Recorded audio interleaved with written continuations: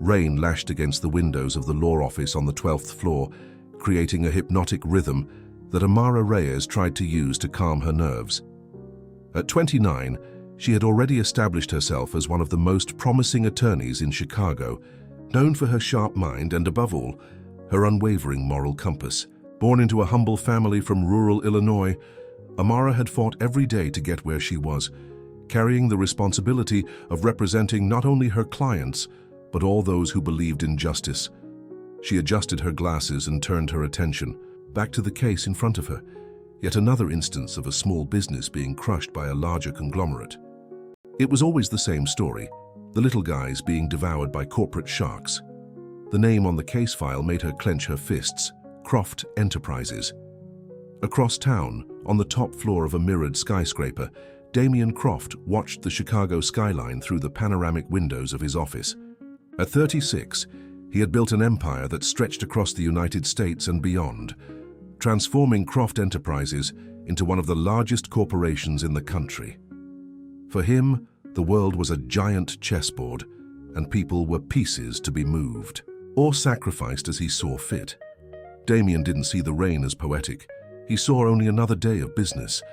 His assistant had just informed him about the new lawyer who was causing problems for some of his subsidiaries, Amara Reyes. The name had surfaced in 3 different lawsuits in the last month, and in all of them she had found loopholes that his corporate lawyers had missed. "Interesting," he murmured, turning to pick up the dossier he had prepared on her. Law degree from Northwestern University with honors, specialization in corporate law, impressive track record of wins. But what caught his attention most was a note at the end of the report. Seemingly ideological motivation, appears to have a personal aversion to large corporations. Damien smiled. He liked challenges. The phone rang, interrupting his thoughts. It was his lead attorney, Dr. Henry Moore, his voice tense even as he tried to maintain professional calm. "Damien, we need to talk, urgently."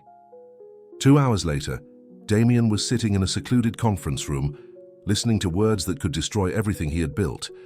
The FBI had uncovered a series of suspicious transactions, documents suggesting massive fraud, bribery, and money laundering. The net was closing in.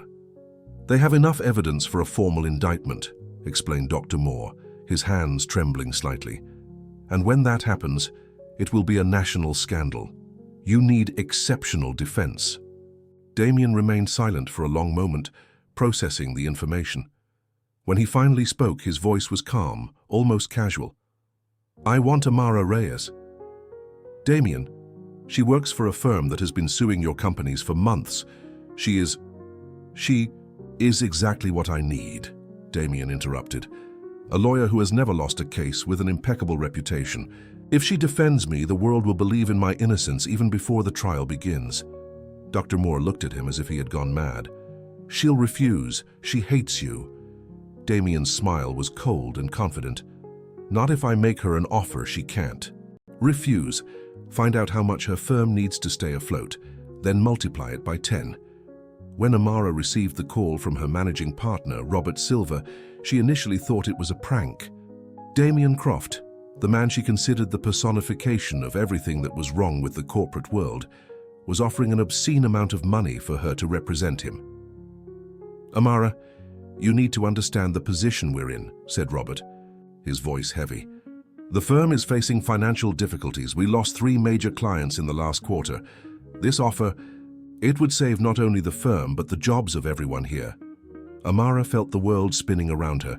She thought of all her colleagues, the families that depended on those salaries, the social justice cases that the firm could no longer accept if it closed its doors. "He specifically asked for you," Robert continued. "Said he heard about your reputation for never losing a case." That night, Amara was on the balcony of her modest apartment, watching the city lights that twinkled like terrestrial stars. Shitai had become a lawyer to fight for justice, not to defend men who perverted it. But what if she could use this opportunity to expose Damien Croft? What if she could ensure that he was punished appropriately while saving the firm and everyone's jobs? Her phone rang. It was a number she didn't recognize. "Miss Reyes?" The voice was deep, controlled, with an accent that betrayed expensive education. "This is Damien Croft. I believe you've heard of me." Amara felt her heart race, but kept her voice steady. "Mr. Croft, yes, your proposal was interesting. I would like to discuss it in person. Tomorrow at 8 in the evening, my penthouse. I'll send a car to pick you up." "I can drive, thank you." She heard his laughter, low and dangerous. "I'm sure you can, but I prefer you accept my hospitality. After all, we will soon be working very closely." The line went dead, and Amara realized she was holding her breath. She hadn't agreed yet, but something in his voice suggested he already knew what her answer would be. The car that Damien sent was a black BMW with tinted windows, discreet but unmistakably expensive. Amara had spent the entire day mentally preparing for this meeting, wearing her most serious suit, a navy blue that conveyed authority and professionalism. She needed all the psychological armor possible. Damien's penthouse occupied the top 2 floors of a building in River North, with panoramic views of the city. When the elevator doors opened directly into his living room, Amara felt momentarily intimidated by the opulence of the surroundings. Marble floors, works of art she recognized from million-dollar auctions, furniture that cost more than her annual salary. "Ms. Reyes." The voice came from behind her, and Amara turned to meet Damien Croft in person for the first time. The photos didn't do his presence justice. He was tall, with perfectly combed dark hair, wearing a white shirt without a tie that highlighted his athletic build. But it was his eyes that disturbed her. Gray, intelligent, and dangerously seductive. "Mr. Croft." She extended her hand, maintaining formality as a shield. When he touched her hand, she felt an electric shock that made her want to recoil. Instead, she gripped it more firmly. "Can I offer you something to drink? I have an exceptional Argentinian wine." "Water, thank you. I'm here on business." His smile was devastating. "Of course you are. Come, let's talk in the library." The library was a sanctuary of rare books and first editions, with leather armchairs facing the panoramic windows. Damien poured sparkling water into a crystal glass and sat in the opposite armchair, studying her with an intensity that made her feel like a specimen under a microscope.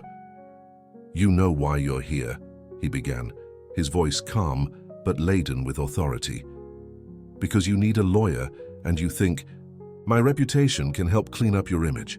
"Partially correct." He leaned slightly forward.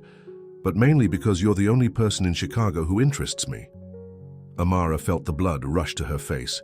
"Mr. Croft, if you think you can seduce or intimidate me, I don't need to do either," he interrupted softly. "You're already here. You already know you're going to accept my proposal. I haven't decided anything yet." "Haven't you?" He opened a folder on the side table and slid some documents towards her. "Your firm is 3 months behind on rent. Your managing partner is considering laying off half the staff. You have 17 pro bono cases that will become orphans if the firm closes." Amara flipped through the documents, feeling her stomach clench. He knew everything, every detail of the firm's financial situation, every family that depended on those jobs. "You investigated me. I always study my future partnerships." He stood up and walked to the window, his hands in his pockets. "But I also discovered things I didn't expect. You grew up in Rockford, daughter of a mechanic and a teacher, worked 3 jobs to pay for college. You specialized in corporate. Law not for love of money, but because you wanted to understand the system in order to fight it." "You don't know me," Amara said, but her voice came out weaker than she intended. "Don't I?" He turned to her, his gray eyes piercing. "You hate men like me, men who were born with privilege and use it to build empires. You see every victory of mine as an injustice against people like your parents." Amara stood up abruptly. "If you know all that, then you know that I would never defend someone like you. But you will." He walked towards her, stopping at a distance that was both respectful and intimidating. "Because you're pragmatic. Because saving 17 families is more important than your principles. And because deep down you're curious. Curious about what? About me? About whether there's something beyond the monster you've built in your head." Amara felt her heart race. There was something in his voice, an almost imperceptible vulnerability that made her hesitate. "I've read the lawsuits against you." She said, regaining control. "The evidence is substantial. You're not an innocent man." "Innocent?" He laughed, but without humor. "No, Ms. Reyes, I'm not innocent, but I'm also not guilty of everything I'm accused of." "Then prove it to me." For a moment, they looked at each other in silence. Amara could feel the tension in the air, thick and electric.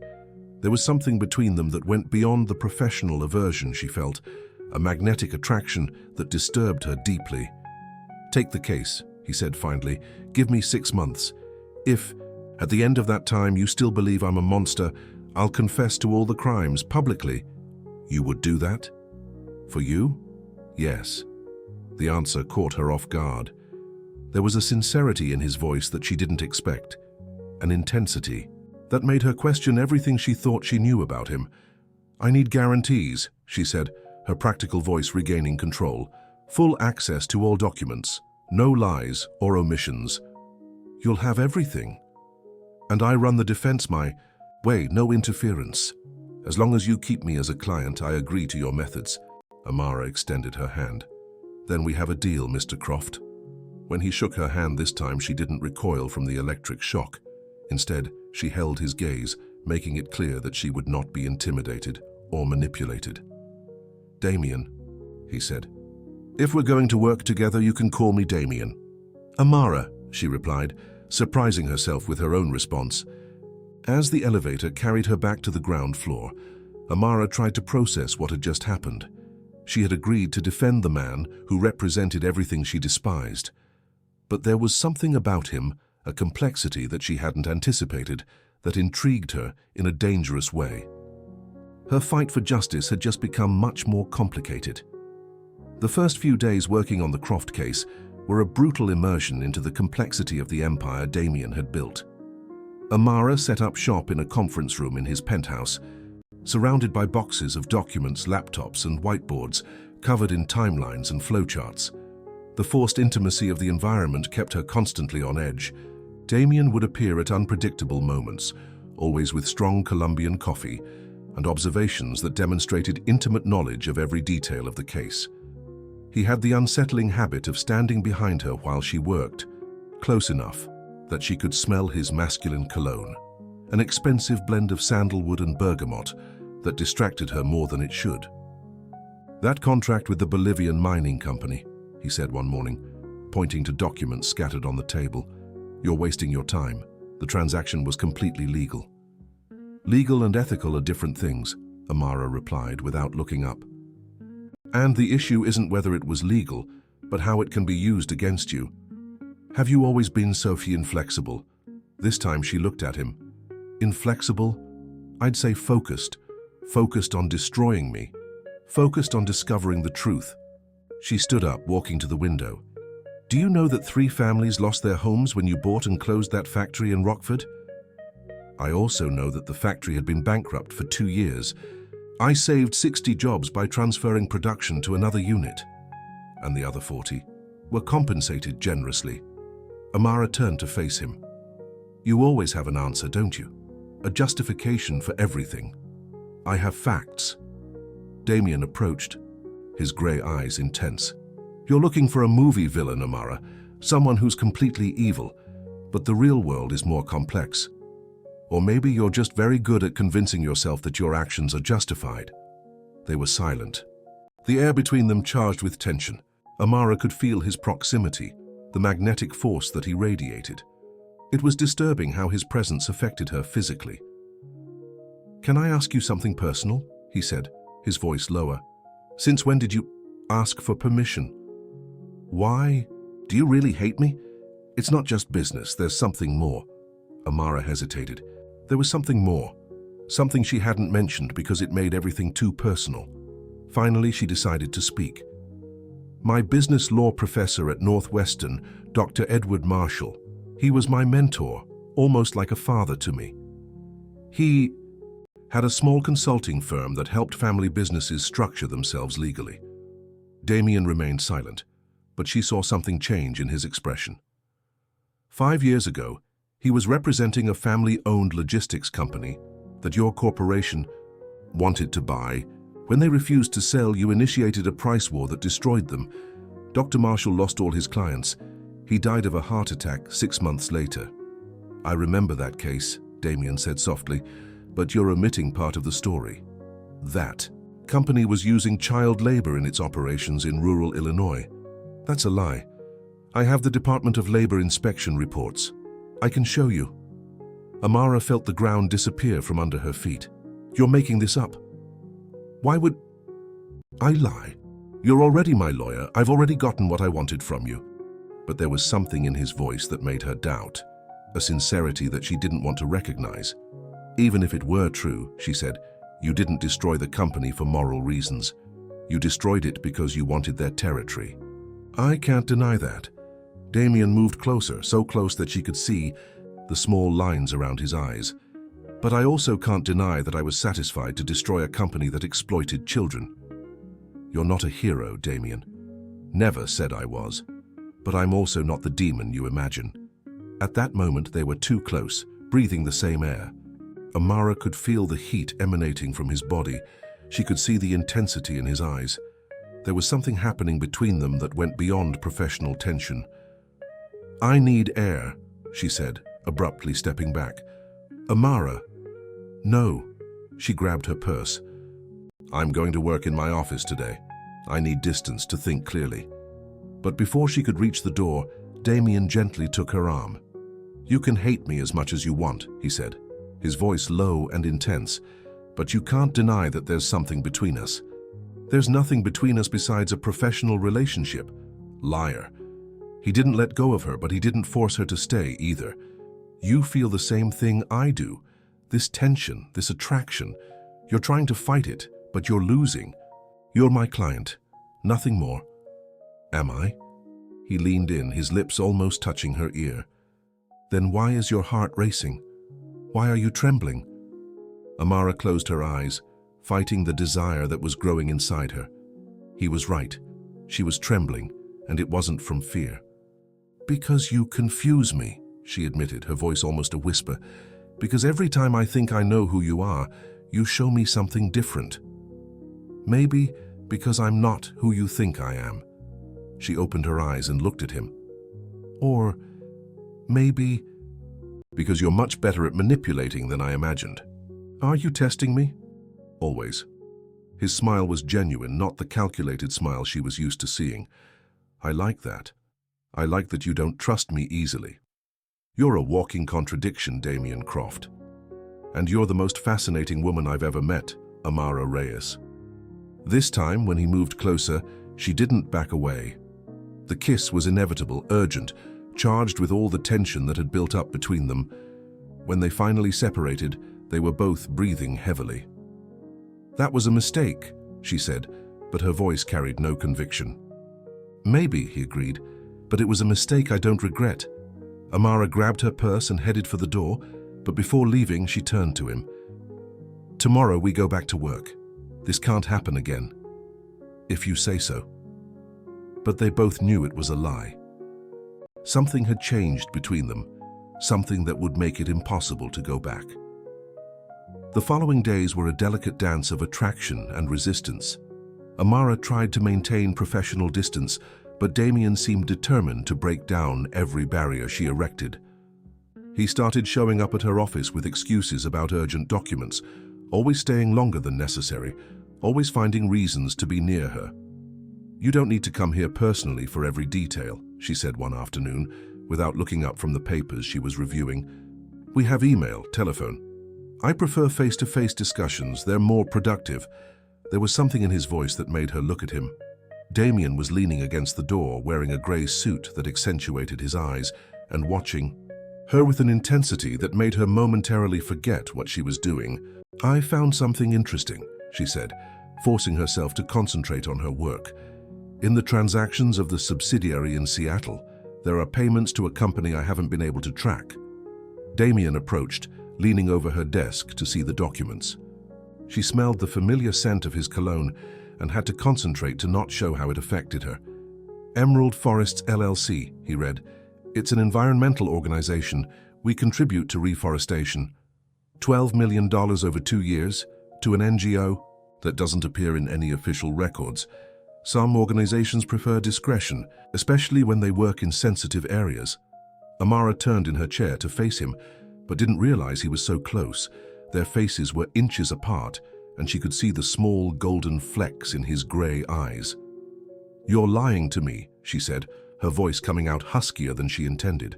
"I'm protecting people who are doing important work. Or hiding something that could incriminate you. You always assume the worst of me. Because you always give me reasons to." They remained like that for a moment, so close that she could feel his breath. Then Damien reached out and gently touched her face. "Not always," he murmured. This time it was she who initiated the kiss, pulling him to her with an urgency that surprised her. When they separated, they were both breathless. "This can't keep happening," she said, but her hands were still on his chest. "Why not?" "Because you're my client, because it's unethical, because you're afraid." "I'm not afraid of you.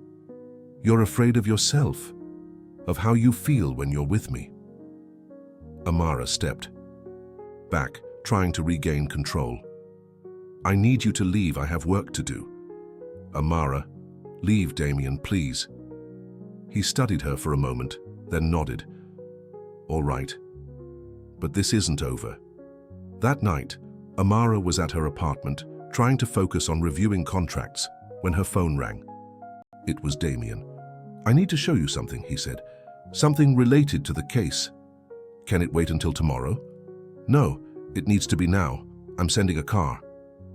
An hour later, she was in a car, driving out of the city. Damien was sitting next to her, silent, looking out the window. There was something different about him, a tension she hadn't seen before. "Where are we going?" "You'll understand when we get there." They stopped in a rural area about an hour outside of Chicago. Damien led her along a path lit by lanterns until they reached a clearing where several people were working. Even though it was night, Amara recognized reforestation activities, people planting seedlings, preparing the soil, organizing equipment. "Emerald forests," Damien said softly. "Or at least part of it. I don't understand." "My mother died of cancer when I was 16. Lung cancer, caused by the industrial pollution of the city where we grew up. Before she died, she made me promise that I would use my success to do something good for the world." Amara watched him, seeing a vulnerability that he had never shown before. "This is my promise to her. We use a portion of the company's profits to fund reforestation and environmental cleanup projects. But we do it discreetly, through organizations that don't have obvious ties to us." "Why the secrecy?" "Because if my competitors knew that I was wasting money on environmental projects, they would use it against me. And because some of these organizations work in areas controlled by dangerous groups, publicity could put lives at risk." Amara walked through the clearing, observing the work that was being done. There was a seriousness and dedication in the people that made it impossible to doubt the legitimacy of the project. "Why did you bring me here?" "Because you need to understand that I'm not the monster you imagine. I'm complicated. Yes, I do. Questionable things in business, it's true, but I also try to do good when I can. That doesn't erase the other things you've done. No, but maybe it explains why I did them. Every company I destroyed, every competitor I eliminated, was to build something bigger, to have the resources to make a real difference." Amara turned to him. "Do you really believe that the ends justify the means?" "I believe that the world is complicated, that sometimes we need to make difficult choices to achieve important results, and the people who are hurt in the process. I try to minimize the damage, but I can't save everyone." They walked in silence back to the car. During the drive home, Amara processed what she had seen and heard. Damien was more complex than she had imagined, not the one-dimensional villain she had built in her mind, but he wasn't innocent either. "Thank you for showing me this," she said when they arrived at her building. "Thank you for coming." She was about to get out of the car when he took her hand. "Amara, I know you're fighting this, but I need you to know what I feel for you is real. It's not manipulation or strategy. It's real." She looked at him, seeing sincerity in his eyes. "I know, and that's what scares me."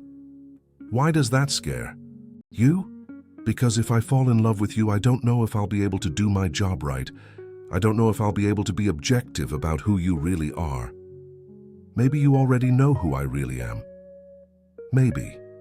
Or maybe you're just very good at showing me only what you want me to see. Damien released her hand. There's only one way to find out. What? Trust me. Amara got out of the car, but before closing the door, she leaned into him.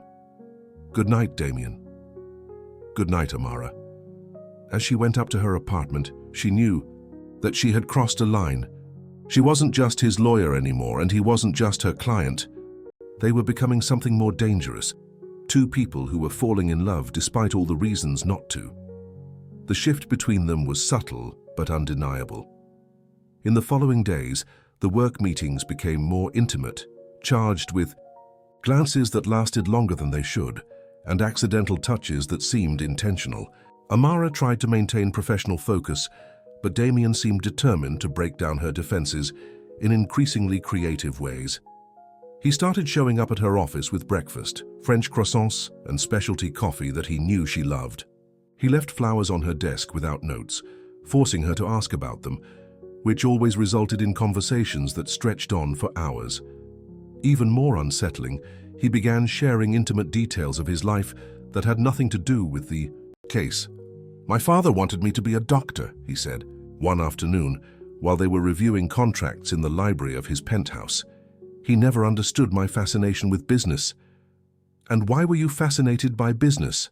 Amara asked, trying to keep her tone casual but genuinely curious.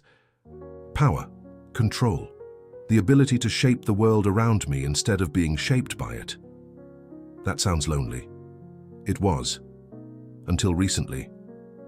The look he gave her was so intense that she had to look away.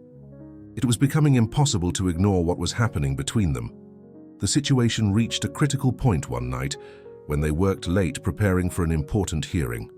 Amara was exhausted, hunched over documents, when she felt strong, hands massaging her tense shoulders.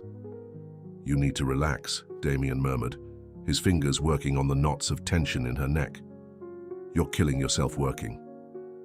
I'm trying to save your life, she replied, but her voice came out weaker than she intended. His touch was doing strange things to her nervous system. My life isn't worth that much sacrifice. To me, it is. The words came out before she could censor them. Damien stopped massaging her shoulders, and she felt the tension shifting in the air. Amara, he said softly. She turned in her chair to face him, and what she saw in his eyes made her completely forget about the work. There was desire there, yes, but also something deeper, a vulnerability that touched her heart. We shouldn't, she whispered, even as she stood up to get closer to him. No, he agreed, but his hands found her face. But I can't pretend I don't feel this anymore. Damien, I know you feel it too. I see it in your eyes, in the way you breathe when I'm near. This time when he kissed her, she didn't resist. The kiss was deep, desperate, charged with weeks of repressed tension. When they separated, they were both breathing heavily. This is going to complicate everything, she said, but her hands were still on his chest. It's already complicated. The case can wait one night. He picked her up in his arms, and she didn't protest when he carried her to his bedroom. That night, all the professional tension, all the denied attraction, exploded into a passion that neither of them could control anymore. Amara woke up in Damien's arms, the morning light filtering through the silk curtains. For a moment, she felt a peace that she hadn't experienced in years. Then reality hit her like a punch. Oh my God, she murmured, trying to pull away, but he pulled her back. Don't regret it, he said, his voice husky with sleep. Please don't regret it. I crossed every ethical line imaginable. You're human. We both are. I'm your lawyer, Damien. This is what should have happened since the first day we met. She looked at him, seeing sincerity in his eyes. There was something different about him in the morning, a softness that she had never seen before. I need to go, she said, trying to get up again. Stay just a little longer. I can't. I have meetings and I need to think about what this means. It means we stop fighting something that's inevitable. Nothing is inevitable. This is. He leaned in and kissed her gently. You and me, we're inevitable. Amara finally managed to get up and began to get dressed, trying to ignore Damien's admiring gaze. When she was ready to leave, he took her hand. Don't let this change anything between us, he said. Don't build new walls. I need to process this. Process it, but don't disappear. During the rest of the week, Amara tried to maintain professional distance, but it was impossible. Everything had changed. Every glance, every accidental touch, every moment alone was charged with memories of the night they had spent together. The situation became even more complicated when Robert Silver, her managing partner, called her in for a private conversation. Amara, I need to talk to you about the Croft case. What is it? There are rumors circulating about you and him. Amara felt her blood run cold. What kind of rumors? That you have a personal relationship. That he was seen leaving your building early in the morning. That you've been seen together in places that have nothing to do with work. Robert, I'm not judging, but you need to understand the delicate position this puts us in. If the prosecution finds out they can use it to question your impartiality, they may even ask for your removal from the case. That's not going to happen. Are you sure? Because if we lose this case, it's not just the money that's at stake. It's the firm's reputation, your reputation. That night, Amara was at her apartment trying to decide what to do when Damien appeared at the door. You're avoiding me, he said, entering without being invited. I'm being professional. You're being a coward. Damien, people are talking about us. So what? So what that it could destroy the case, it could destroy my career. Then screw the case. Screw the people. You don't understand. I can't lose everything because of what? Of me? The pain in his voice made her stop. He looked genuinely hurt. It's not about you, she said softly. It's about me. About everything I've worked for. And what we've worked for together is worth nothing. It is, but I can't risk everything. Damien studied her for a long moment. You're afraid. I'm being practical. No. You're afraid that what we feel is real. Afraid that if you give in to it, it means losing control. Maybe. Amara, I understand your concerns, but we can't pretend this doesn't exist. We can try. We can, but is it worth it? She didn't answer, and he sighed. All right, I'll respect your decision, but know that it doesn't change what I feel. After he left, Amara felt more alone than ever. She had made the right choice, she knew. But why did she feel like she had just made the biggest mistake of her life? The following weeks were a silent torture.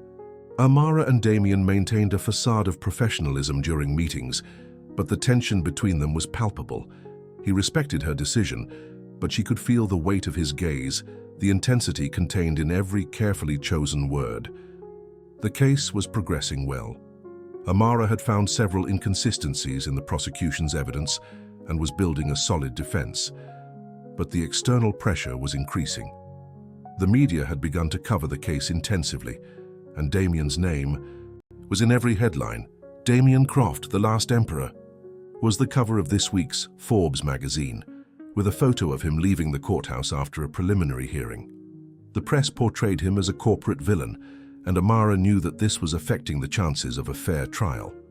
She was in her office on a Friday night, preparing arguments for the next hearing when her phone rang. It was an unknown number. Ms. Reyes. The voice was female, nervous. I need to talk to you about the Croft case. Who is this? I can't say over the phone, but I have important information. Information that could change everything. Amara hesitated. It could be a trap, but it could also be the key to solving the case. Where do you want to meet? There's a coffee shop on Rush Street, the Daily Grind. Tomorrow at 3 in the afternoon, come alone. The line went dead. Amara stared at the phone, her lawyer's instincts on alert. Something wasn't right, but she needed to know what it was. On Saturday, she arrived at the coffee shop a few minutes before the scheduled time. The place was busy, full of young people and artists from the neighborhood. She chose a table in the back, from where she could observe the entrance. The woman who appeared was young, maybe 25 years old, with blonde hair and nervous eyes. She looked around cautiously before approaching Amara. "Mrs. Reyes, I'm Marina Silva. Sit down, what do you have to tell me?" Marina sat down, her hands trembling slightly. "I used to work in the finance department at Croft Enterprises, until 6 months ago." "Why did you leave?" "Because I discovered things I shouldn't have discovered, and when I tried to speak up, I was fired." Amara leaned forward. "What kind of things?" Marina opened a folder she had brought and took out some documents.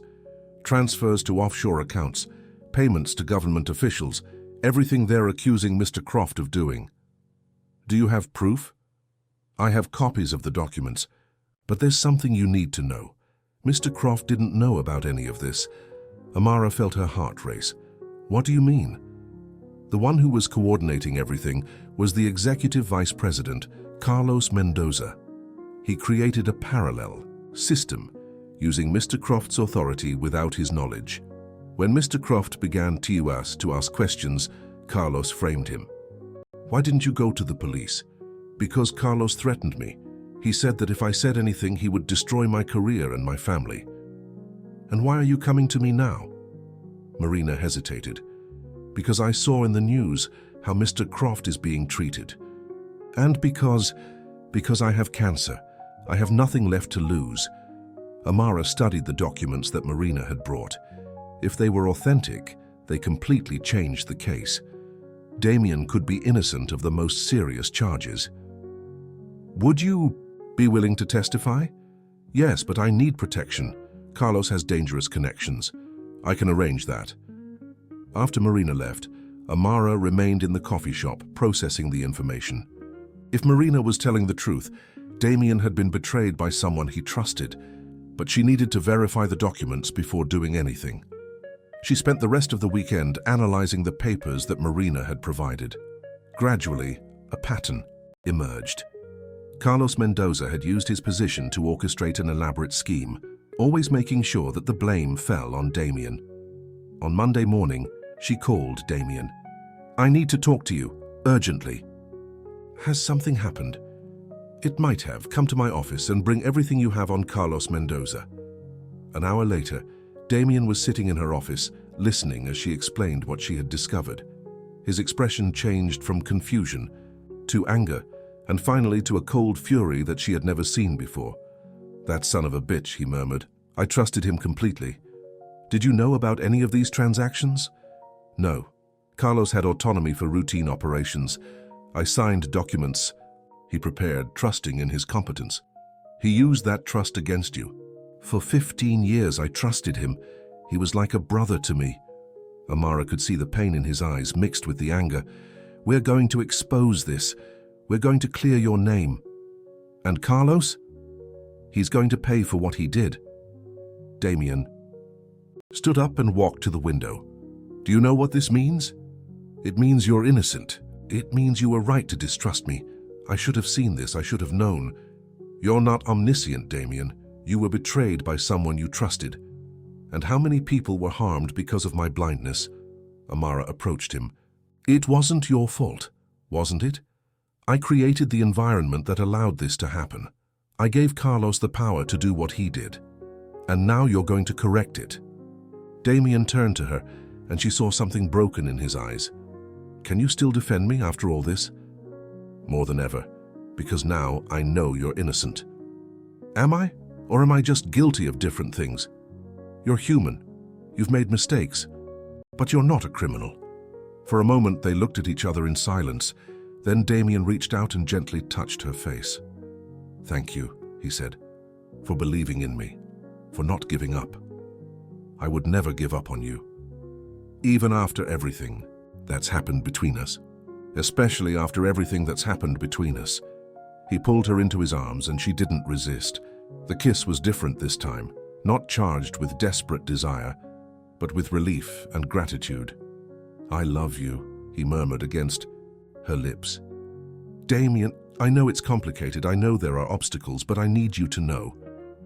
"I love you too," she admitted finally, "and that's why I'm going to fight for you. No matter what happens, no matter what happens." But as they kissed, Neither of them knew that Carlos Mendoza had already found out about Marina Silva and was preparing his own defense. The war was just beginning. The discovery about Carlos Mendoza should have been the beginning of the end of Damian's troubles, but on Tuesday morning, Amara woke up to a nightmare. Her phone was ringing incessantly, and when she finally answered, it was Robert Silva, his voice tense and urgent. "Amara, you need to see the news now." She turned on the television and felt the world collapse around her. On the screen, there were photos of her and Damian entering his building together, leaving her apartment, kissing in the library of his penthouse. The images were clearly taken by a professional paparazzi. "Scandal in the legal world," read the headline. "Defense attorney maintains intimate relationship with client accused of fraud." The anchor continued. Sources close to the case confirm that Dr. Amara Reyes, responsible for the defense of Damian Croft, maintains a personal relationship with the defendant, raising serious questions about ethical conduct and the validity of her legal representation. Amara turned off the TV, her hands shaking. Her phone started ringing again. Journalists, colleagues, even her mother calling worried. From rural Illinois. She arrived at the office to find utter chaos. Journalists gathered at the entrance, photographers trying to capture her image, questions being shouted from all sides. She managed to enter through the back entrance, but the damage was already done. Robert was waiting for her in his office, along with the other partners of the firm. Everyone looked grave, and she knew immediately that her career was at risk. "Amara, you need to understand the impossible position this puts us in," Robert began. "The State Bar Association is already investigating. The prosecution is asking for your removal from the case." "I can explain." "There is no explanation that justifies this," interrupted Dr. Henry Moore, the senior partner. "You have violated every basic ethical principle." "I haven't violated anything. My professional competence has not been compromised." "It doesn't matter what you think," Robert said sadly. "The appearance of impropriety is enough to destroy both the case and our reputation." "Are you firing me?" "We're giving you a chance to resign from the case voluntarily. You can even keep your job, but you need to step away from the Croft case immediately." Amara felt the ground disappear from under her feet. "No, I'm not going to abandon my client. So you're choosing your career over him?" "I'm choosing justice over appearances," Dr. Moore sighed. "Then we have no choice. You are suspended, effective immediately." Amara left the meeting stunned. 15 years of hard work, of building an impeccable reputation, destroyed in one morning. She gathered her personal belongings while her colleagues watched her with a mixture of pity and discomfort. When she arrived at the parking lot, Damian was waiting for her, leaning against his car. He looked devastated. "Amara, I'm so sorry. I didn't know anyone was following us." "Of course you did." The anger she had been containing exploded. "You're Damian Croft. You know everything that happens around you." "That's not true. I never—" "You used me." The words came out, bitter. "From day one, you knew I'd fall for you. You knew it would make me more dedicated to the case." "That's not true, isn't it? Then why did you never mention that you had private investigators? Why did you never warn me that we might be being watched?"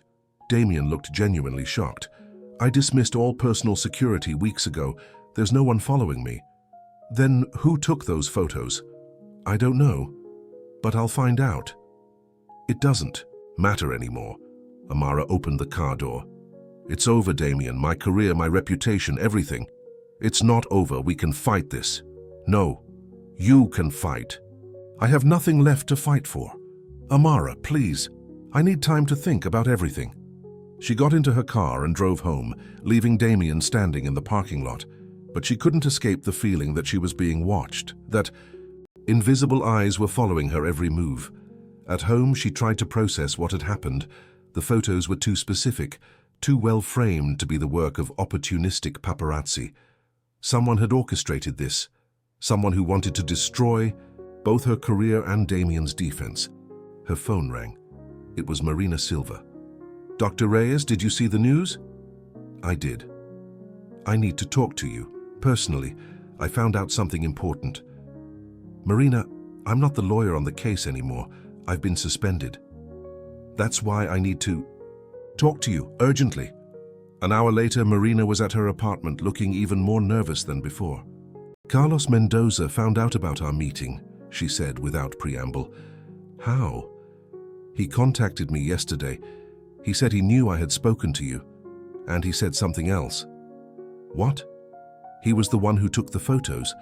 He hired a private investigator to follow you and Mr. Croft. Amara felt the anger rise like a tide. That son of a bitch. There's more. He said that if I testified at the trial, he would ensure that my family suffered the consequences.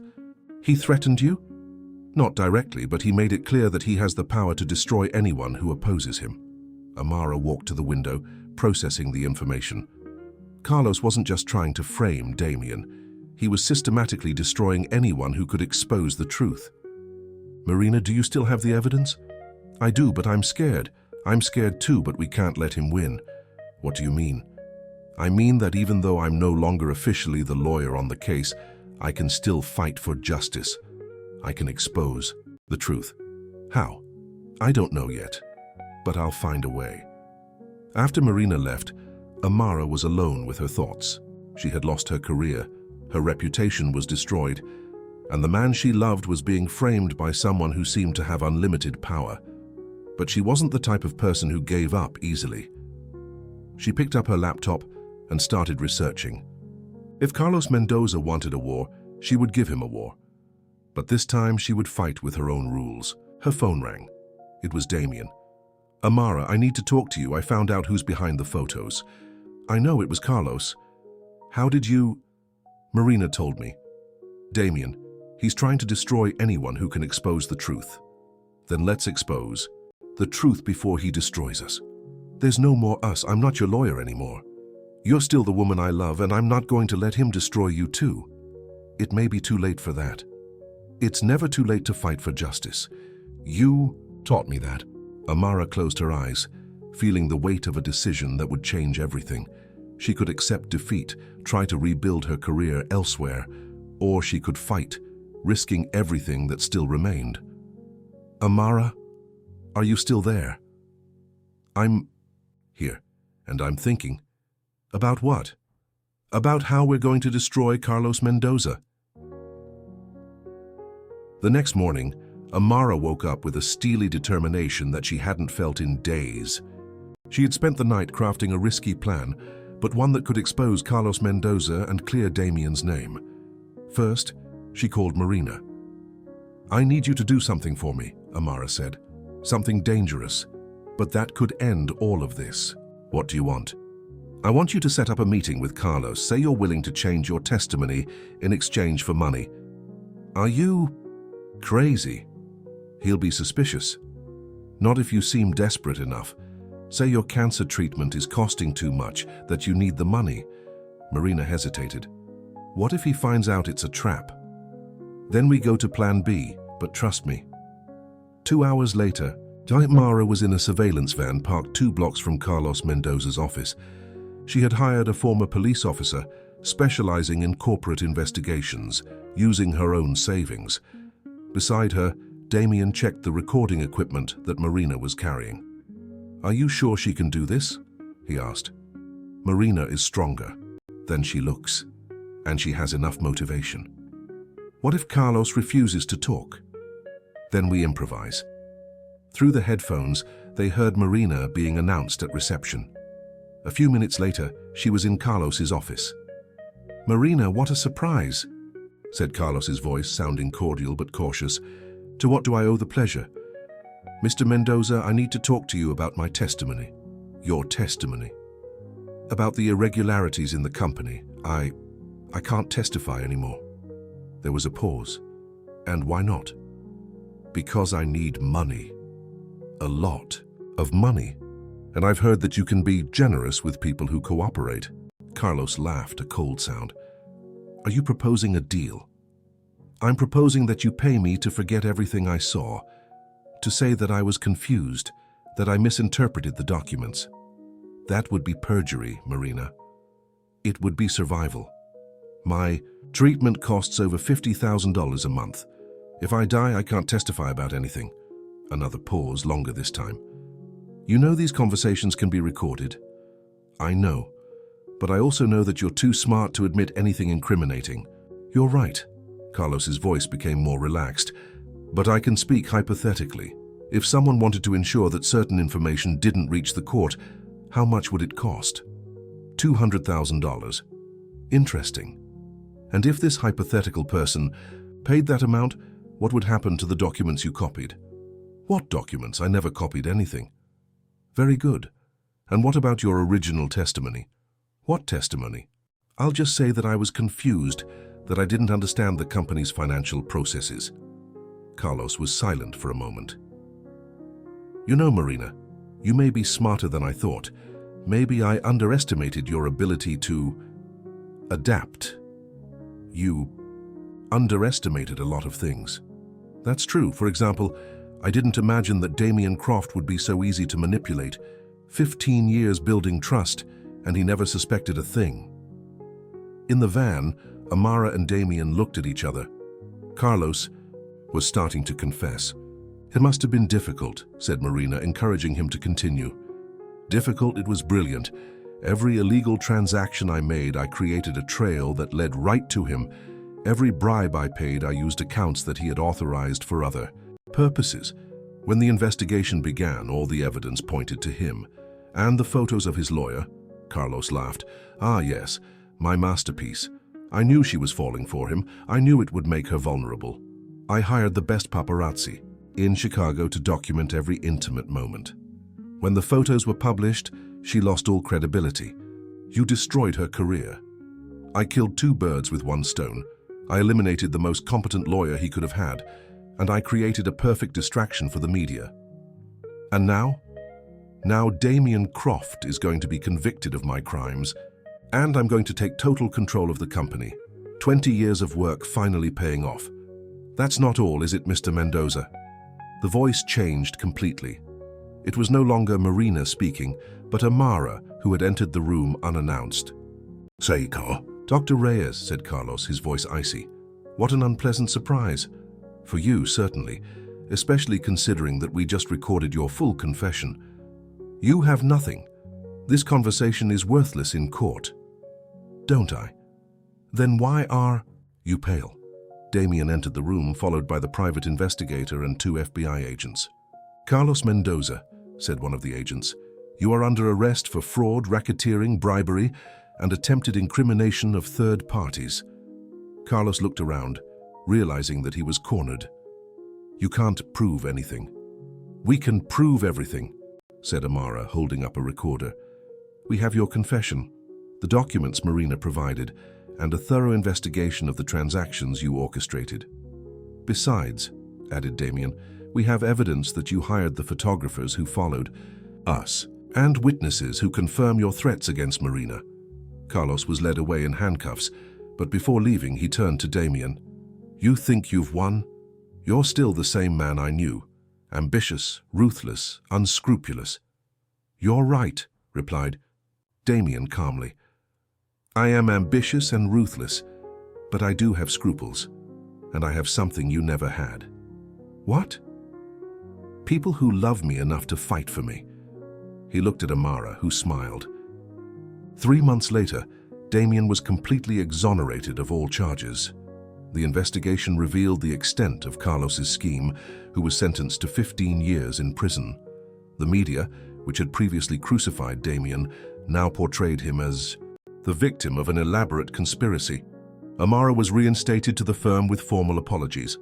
More importantly, the State Bar Association withdrew all charges against her after the truth came to light. One Saturday night, they were on the balcony of Damien's penthouse, watching the city lights. Amara was nestled in his arms, finally at peace. Do you regret anything? He asked. Regret falling in love with you? Regret risking your career for me? Never. I did it for justice. The fact that it was for you too was just a bonus. I love you, Amara Reyes. I love you too, Damien Croft. Then marry me. She pulled away to look at him. Are you serious? I've never been more serious in my life. You're the only person who sees me as I really am. Imperfect, complicated, but trying to be better.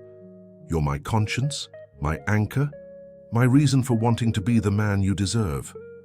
Damien, I know our story hasn't been conventional.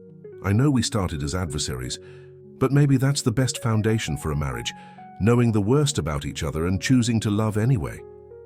Amara smiled, feeling tears of happiness in her eyes. Yes, yes, yes, I'll marry you. Because you've changed me too. You've taught me that the world isn't black and white, that sometimes we need to fight for justice in unconventional ways. The kiss that followed was full of promises, of a future together, of a love that had survived all the storms, of two people who had found in each other not only passion, but true partnership. 6 months later, they were married in an intimate ceremony, with Marina as one of the witnesses. Damien transformed part of his company into a foundation to support young lawyers working with social justice. Amara became director of the foundation, finally finding the perfect way to unite her love for justice with her love for Damien. They discovered that true love wasn't about finding someone perfect, but about finding someone whose imperfections complemented your own. And that sometimes, the best love stories begin with a good fight.